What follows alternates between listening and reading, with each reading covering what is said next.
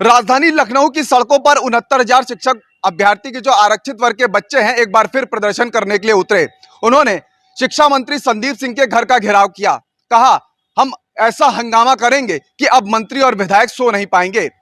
उसका कारण यह है कि हम वोट देते हैं, उनको सदन पहुंचाते हैं, लेकिन वो आरक्षित वर्ग के बच्चों की बात सदन में नहीं रख पाते हैं, उनके हक की लड़ाई नहीं लड़ते हैं।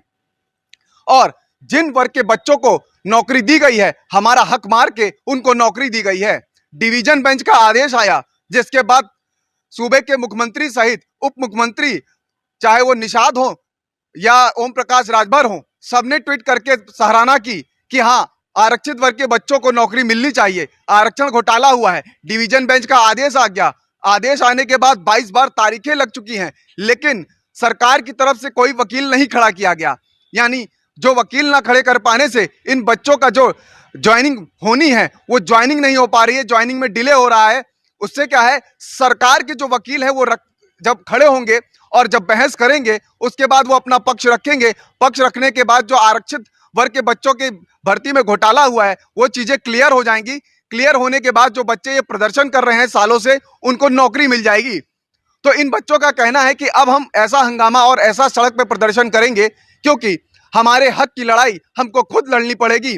मंत्री और जो विधायक हैं वो सो रहे हैं, हमें उनकी नींद खराब करके उनको जगाना है और हमारे हक के लिए ये जो मंत्री और विधायक हैं वो जागे और हमारे हक की बात मुख्यमंत्री तक पहुंचाएं, जिसके बाद सुप्रीम कोर्ट में वकील खड़ा हो और हमारी जो वहां पर बातें हैं वो रखे, जिसके बाद हम ज्वाइन हो सकेंगे।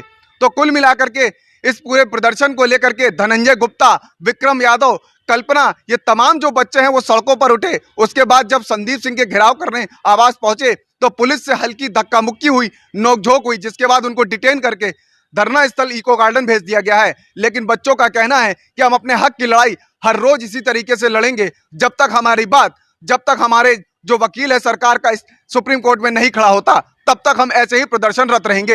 मैं धनंजय गुप्ता देवरिया से। आप लोगों ने देखा होगा पिछले 5 सालों में जहां हमको विद्यालय होना चाहिए था, लेकिन हम लोग आज लखनऊ के सड़कों में कोई ऐसा मंत्री नहीं है, कोई ऐसा आवास नहीं है जहां पिछड़े दलितों के, चाहे तमाम उप मुख्यमंत्री का, जहां हम लोग गए नहीं हैं। सिर्फ हम लोग पिछड़े दलित होने का सिर्फ तंज खा रहे हैं, झेल रहे हैं। नहीं तो पिछले 1 साल हो गया, पिछले 13 अगस्त को हाईकोर्ट का आदेश आता है कि पिछड़े दलितों को जो है नई लिस्ट बनाई जाए, और सरकार कहती है, ट्वीट करती कि हम बच्चों अभ्यर्थियों के साथ हैं, पिछड़े दलित अभ्यर्थियों के साथ है। लेकिन अभी तक 22 डेट लग चुका, लेकिन सरकार के तरफ से एक भी जो है डेट पे वकील नहीं गए ताकि मेंशन करा करके टाइम बाउंड करा करके 2 से 3 डेट में केस को फाइनल करा करके हमारा जगह जहाँ विद्यालय वहाँ विद्यालय पहुँचा सके। आज आपको कल भी डेट लगी, आज आपको 1 दिन पहले यहाँ घेराव कर रहे हैं, घेराव कर क्या माध्यम से करना चाहिए? क्या सर? कल आपकी डेट लगी है कोर्ट में जी, नहीं अनलिस्टेड हो गया सर, यही तो बात है। केस अनलिस्टेड हो गया। जब तक सरकार नहीं जाएगी तब तक हमारा मामला नहीं सुना जाएगा। इसलिए सरकार कहीं ना कहीं हाथी के दांत खाने के कोई और, दिखाने कोई और, सिर्फ हम पिछड़े दलित का जो होने का गुनाह भुगत रहे हैं। मैं मंत्री संदीप सिंह जी के आवास पे हूँ। लगभग आज 4 नहीं 5 साल हो गया, 5 साल से इसी मंत्री आवास पे हूँ, लेकिन फाइनल मामला हम सबका सुप्रीम कोर्ट में मामला चल रहा है और डबल बेंच से हम सब आदेश जुट चुके थे। तो सरकार ने कहा हम आपकी ज्वाइनिंग कर देंगे, लेकिन डबल बेंच का मामला नहीं फॉलो हुआ तो सुप्रीम कोर्ट चले गए बच्चे। तो वहाँ पे 1 साल हो गया, सुनवाई नहीं हो रही है। केवल डेट मिलता है तो सरकार से ही पता किया जाता है कि क्यों नहीं होता। तो सरकार ये बोलती है हम अपना वकील भेजेंगे। 1 साल हो गया सर, वकील नहीं भेज रहे हैं। तो हमारी पैरवी सही से करा दे, 1-2 डेट में हमारा मामला फाइनल हो तो हम सरकार से मांग करते हैं कि हमारी पैरवी हो जाए, हम जीत जाए, हमें नौकरी मिल जाए। क्या है, वकील क्यों नहीं? वजह ये है कि दलितों पिछड़ो जाके कोर्ट में दम तोड़ दे, मगर हम मानने वाले नहीं हैं। हम संविधान को मानने वाले हैं, बाबा साहब को मानने वाले हैं। हम लड़के रहेंगे।